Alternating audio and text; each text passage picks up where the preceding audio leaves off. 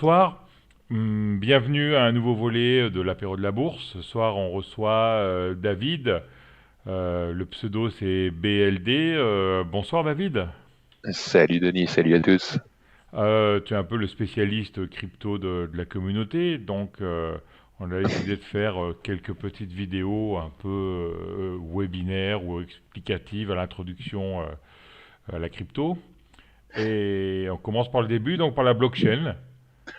Ouais, Voilà. écoute, tout d'abord, merci de donner un petit peu de visibilité à ce sujet. C'est vrai que c'est un sujet qui me tient à cœur. Alors, spécialiste, c'est un grand mot. Mhm. Mais ça me tenait à cœur de faire une petite présentation abordable, on va dire, de la blockchain aujourd'hui. D'accord. On Alors, t'écoute. ouais, pour commencer, la blockchain, qu'est-ce que c'est? Parce qu'on en entend parler partout, mais c'est pas forcément clair dans l'esprit de tout le monde, et c'est normal. Il y a un petit côté technique. Mais vous allez voir, Mhm. quelques minutes de présentation, on a quand même vite compris le principe de fonctionnement. Donc, qu'est-ce qu'on a sur la blockchain? En fait, c'est simplement un ensemble de blocs, un blockchain pour chaîne de blocs qui vont représenter, comme dans le petit schéma au-dessus, un ensemble de transactions. Mhm. Donc dans un bloc, c'est comme une page d'un livre comptable. On a un bloc avec 5, 10, 20, 100 transactions. En général, c'est plutôt de l'ordre de 100, 200, voire plus. Voilà. Et les blocs, comment ça marche? Ben, en fait, ils sont liés entre eux à la manière d'une chaîne, c'est-à-dire qu'ils doivent tous venir les uns à la suite des autres. Mhm. Un bloc ne peut pas se former si le précédent n'a pas été miné. On peut pas avoir de bloc en parallèle. Donc d'où l'idée de la chaîne. Hein, et comme dans le premier schéma, on est vraiment sur une chaîne de blocs. Mhm. Concrètement, qu'est-ce qu'on en fait? En fait, ça représente une base de données ou un registre, si tu veux, comme un livre de compte d'une banque, mais qui est décentralisé. Donc, à l'inverse d'une banque, on n'a pas un intermédiaire qui centralise toutes ces transactions entre plusieurs particuliers ou institutionnels, mais c'est l'ensemble du réseau en fait qui traite les transactions de tout le monde. Voilà, donc la blockchain, elle est partagée par l'ensemble des utilisateurs. Tout le Mhm. monde peut y accéder. D'accord. D'accord. Alors comment ça marche? Le principe pour pouvoir créer des blocs, c'est justement d'avoir quelqu'un qui les crée quand même. Donc il faut les créer et les sécuriser. On a au niveau sécurité, c'est le principe de la blockchain. Hein. C'est ce qui est arrivé notamment avec le Bitcoin, le tout premier, la toute première blockchain grand Mhm. public. Les transactions sont sécurisées par cryptographie, d'où le terme qu'on entend un peu partout, la crypto-monnaie. La cryptographie, comment elle est, je vais pas faire un cours de cryptographie, d'ailleurs je suis assez nul sur le sujet, Mhm. plutôt comment elle est utilisée dans la blockchain, c'est ça qui nous intéresse ici.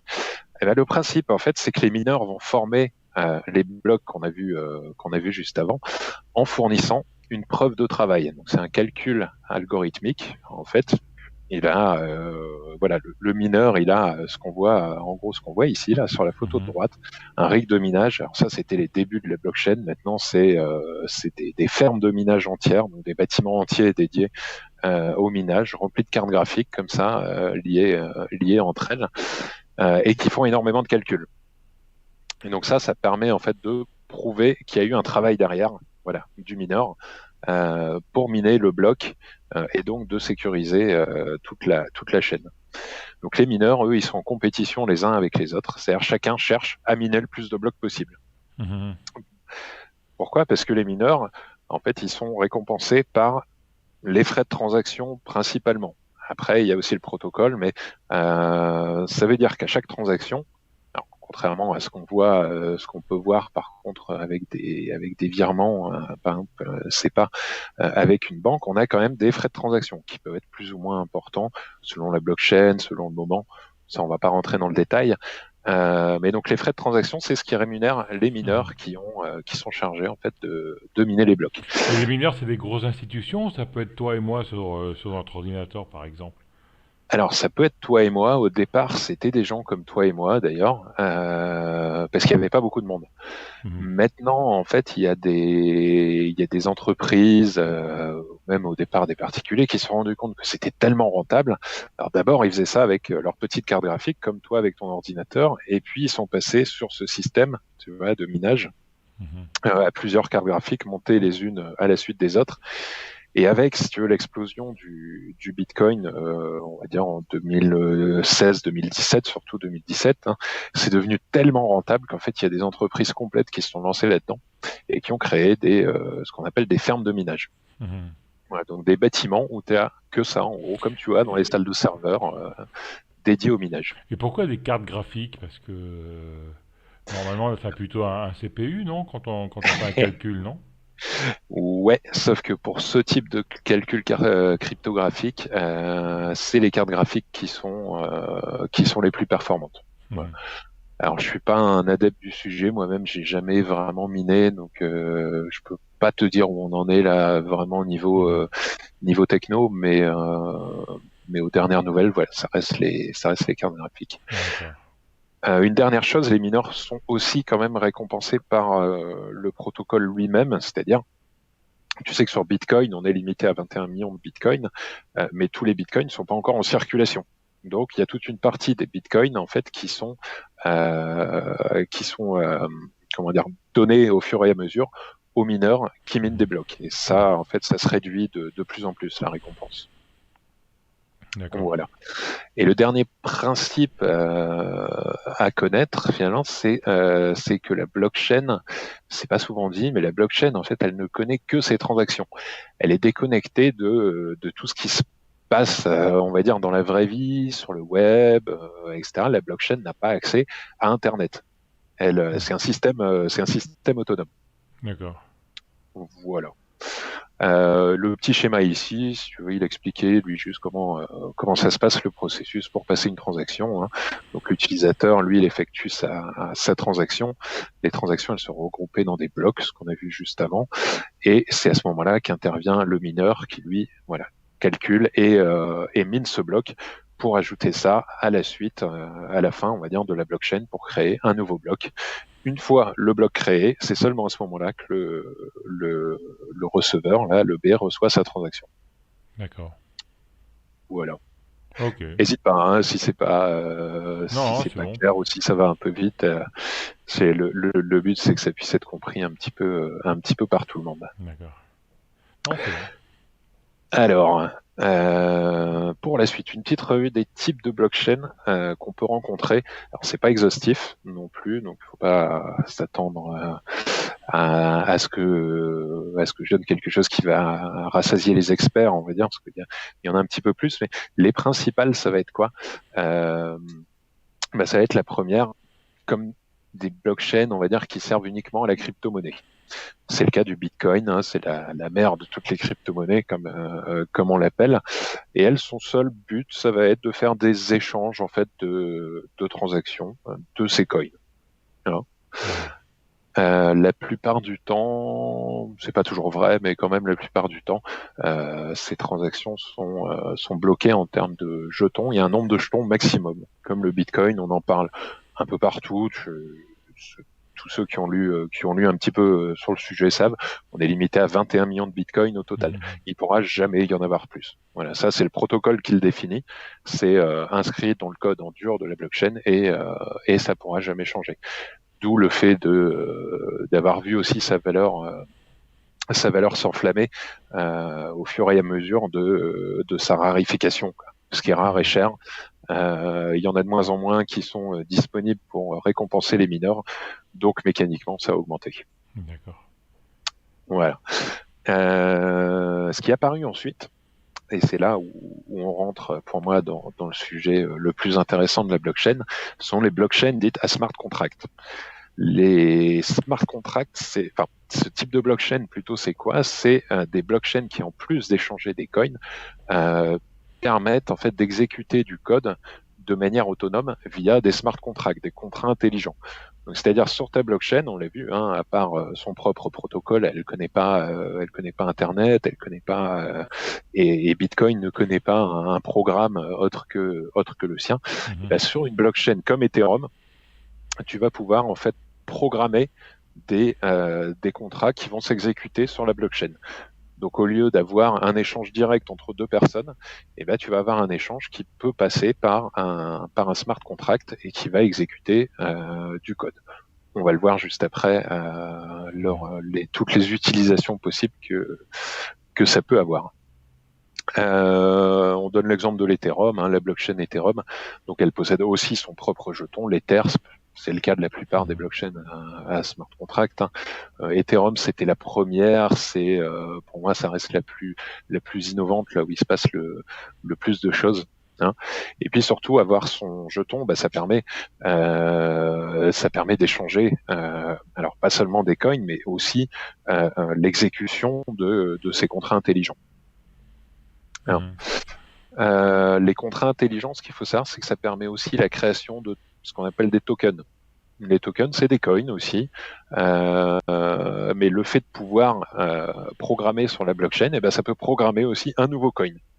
Et il y a des milliers et des milliers de coins sur la blockchain Ethereum. Moi-même, j'ai déjà essayé d'en créer un.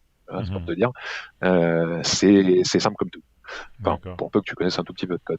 La Davidcoin. Et finalement, pardon ? La Davidcoin.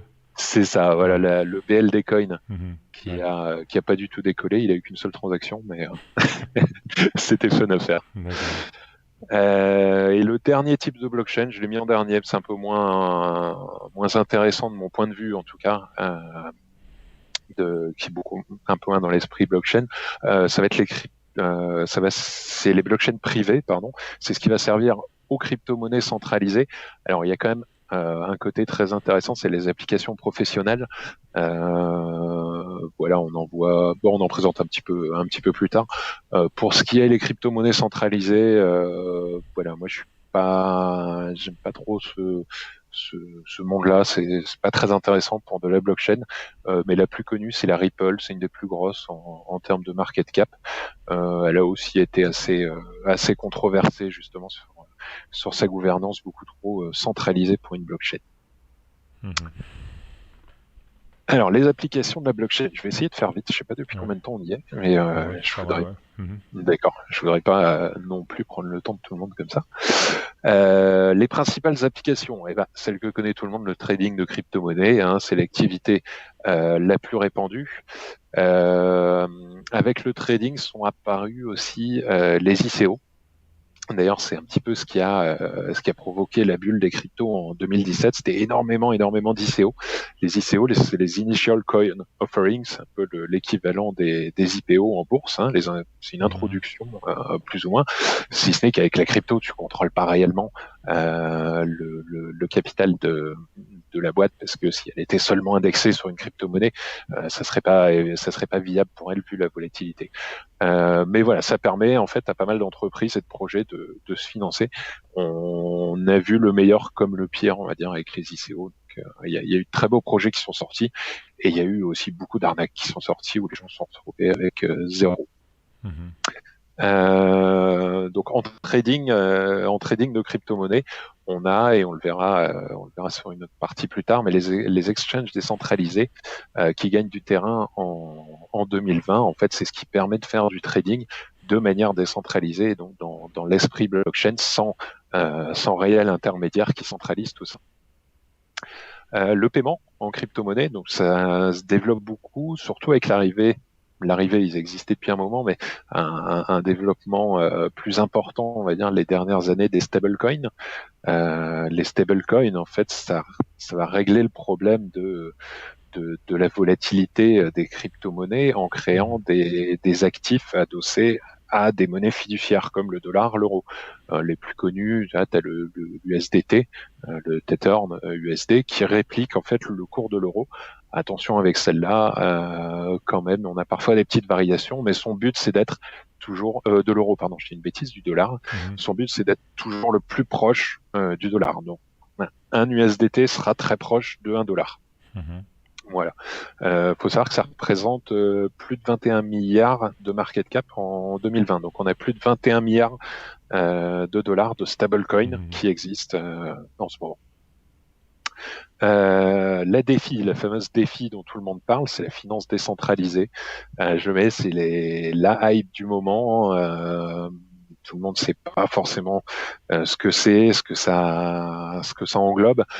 Aujourd'hui, pour faire très simple, en fait, on veut un petit peu sur la blockchain remplacer vraiment tous les services de banque traditionnels. Donc les prêts, mais en peer-to-peer, hein, donc en Mhm. décentralisé, les DEX pour les exchanges avec des fournisseurs de liquidités. Donc on passe d'un système de carnet d'ordre à un pool de liquidités. Et le plus poussé, le plus compliqué, on va dire le yield farming, donc l'agriculture de rendement qui va consister à obtenir le rendement le plus élevé en fournissant notamment des liquidités. Mhm. C'est en ce moment, quand tu entends parler blockchain, tu entends toujours défi. Finance décentralisée, c'est le mot à la mode en ce moment. Quand je dis c'est la hype, c'est ni bon ni mauvais. Hein. C'est juste que ça prend Mhm. énormément d'importance en ce moment. Ok. Et enfin, des choses, on va dire des marchés un peu plus traditionnels sur lesquels on va pouvoir appliquer la blockchain comme les assurances, avec une assurance qui te rembourse automatiquement selon un retard de ton vol. AXA avait fait ça. La supply chain pour la traçabilité de tes produits hein, dans l'alimentaire, avec Nestlé, Peugeot, Volkswagen en net pour la traçabilité de leurs pièces détachées, Mhm. notamment le marché de l'art aussi, les jeux vidéo, c'est bien, c'est dans l'actualité avec Atari Mhm. qui justement est en train de faire son ICO, donc sa vente de coins. Voilà, il y en a énormément d'autres. Hein. Je vais essayer de faire assez simple. D'accord. Et puis une petite application fun, mais c'est pas du tout quelque chose d'énorme, mais ça valait le coup d'en parler. C'est les actifs digitaux uniques. On appelle ça des cryptos collectibles qui ont pour principe la rareté comme valeur. Pourquoi? Parce que un coin, en fait, c'est comme une monnaie. Hein. Un dollar, c'est un dollar, ça s'échange contre un autre dollar. Euh, et cela, c'est unique. Donc, c'est vraiment à la manière d'une carte de baseball, par exemple. Mhm. Même des cartes Pokémon pour les enfants. Mhm. Hein, il y a des cartes qui sont beaucoup plus rares que d'autres. Là, c'est pareil, mais sur la blockchain. Donc, ton chaton, on a l'exemple ici, pardon, des CryptoKitties. Le chaton, c'est un projet qui est sorti en 2007 et qui a fait littéralement exploser la blockchain Ethereum avec ces chatons uniques en fait qui s'échangeaient entre eux. On a vu des ventes jusqu'à 120 000 dollars pour Wow. Mhm. un chaton virtuel. Hein. Ah ouais, c'est chaud. Ah ouais. Mais c'est très fun. Hein. Je t'avoue que Ah, j'ai quelques CryptoKitties même pour le fun. d'accord. Ok. Voilà. Faut savoir que comme pour des cartes de baseball, il y a aussi des gens qui sont là pour en faire vraiment de l'argent, Des hein, qui collectionneurs, ouais. Mhm. rentabilisent des collectionneurs, voilà, et qui rentabilisent ça très très fort. Voilà. Ok. Une blockchain, donc on le disait, c'est accessible à tous, c'est public et on peut l'explorer. L'ensemble de ces transactions, en fait, elles vont être, alors, on peut y accéder par le logiciel et le protocole lui-même de la blockchain, mais c'est très compliqué. Certains vont crier au scandale, c'est très compliqué, mais c'est pas accessible du tout à tout le monde. Alors que on a des sites aujourd'hui qui facilitent largement et qui sont, pour peu de s'y intéresser un tout petit peu, on se met dedans une heure ou deux. On a vite compris le fonctionnement et comment ça marche. Donc là, je t'ai mis l'exemple du site Etherscan, c'est la référence pour la blockchain Ethereum, où Ouais. tu vas retrouver voilà ici un portefeuille d'Ethereum. Donc où tu as une adresse, j'ai pris une adresse complètement au hasard. Hein. Mhm. Donc une adresse Ethereum, ça se présente comme ça. C'est un gros ensemble de chiffres et de lettres. Tu retrouves sa balance. C'est là où c'est intéressant. Combien il a d'Ethereum. Donc lui, j'ai pris un gros portefeuille ici. Il a 25 000 Ethereum. C'est plus de 9 millions de dollars. Mhm. 9 millions 4. Et tu retrouves en dessous ses transactions. Voilà, donc on parlait transactions juste avant, hein, pour faire le parallèle. Tu vois qu'ici, à chaque fois, voilà, tu as des interactions ici, comme la première qui est directement entre une adresse et une autre où il y a un transfert d'Ether. Mhm. D'accord. Et en dessous, on voit plutôt des interactions avec un smart contract. Donc, tu as une valeur à 0 Ether, mais il a appelé en fait un contrat intelligent Ouais. pour je ne sais quelle raison. Hein. Là, je suis pas allé voir le détail, mais son appel en fait a exécuté du code, a appelé une fonction. Mhm. Voilà. Un smart contract, en fait, on peut le voir sur la blockchain. Ça se présente comme ça, donc on va pas le lire, mais c'est du code simplement, et qui est ouvert à tous. Alors pour peu que la personne ait bien voulu valider son code, mais ça c'est la petite astuce. Si vous voyez un projet qui vous propose d'investir et que son smart contract ne dévoile pas son code, on va dire, méfiez-vous parce que c'est fait pour être lu, donc quelqu'un de sérieux va ouvrir son code. Voilà. D'accord. Ok. La même chose ensuite, enfin sur les blockchains pour le Bitcoin. Les transactions, oui, les transactions sur Bitcoin, ouais, donc sur blockchain.com. Alors le Bitcoin, comme on l'a dit, ça fait que des transferts entre portefeuilles. Hein. Donc tu retrouves ici un portefeuille qui a émis vers deux adresses. Voilà, j'ai Mhm. pris pareil complètement au hasard. Donc c'est 0,74 Bitcoin, il en a envoyé 0,4 à Mhm. celui-là et 0,33 34 ici. Ok. Voilà. Et on voit ici un peu plus bas hein, le bloc dans lequel c'est inclus. Donc c'est vraiment transparent. Tu verras que les transactions qui ont été faites à la même seconde ou quelques secondes plus tard seront dans le bloc numéro 65 34 18. Ok. Mhm. Ok, et pour finir, alors les références de médias qui peuvent être intéressants à suivre. Donc le journal de référence, vous avez CoinDesk, beaucoup de sujets intéressants. Voilà, ces mecs-là, mais c'est anglophone, le créateur Ouais. d'Ethereum et Ivan Ontech qui fait des vidéos. Sinon en français, je compte surtout Cryptoast. Il est très pédagogue. Et n'hésitez pas à le suivre. Asher aussi, beaucoup de vidéos de qualité. Voilà, vous avez de la lecture avec ces références. Ok. Ben, merci David, et puis on espère te revoir bientôt pour nous expliquer encore quelque chose d'autre sur les crypto-monnaies alors. Avec plaisir, Denis. Merci, au revoir. Au revoir.